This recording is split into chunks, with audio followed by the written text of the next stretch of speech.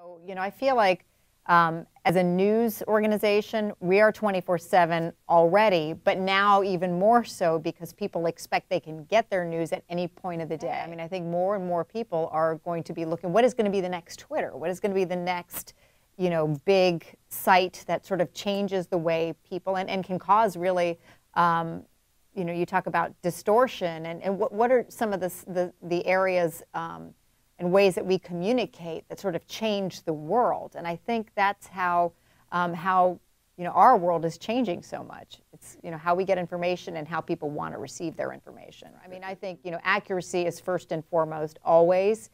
Every news organization knows that, especially news organizations that have been burned when they've put stuff out and have realized, oh, now we have to retract the story or we have to apologize and say the information we told you was not accurate.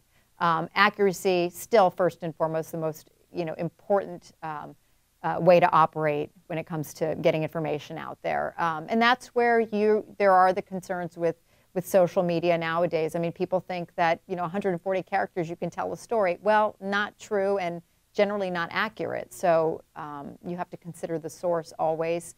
Where is that information coming from? A lot of times people retweet things that aren't true or accurate.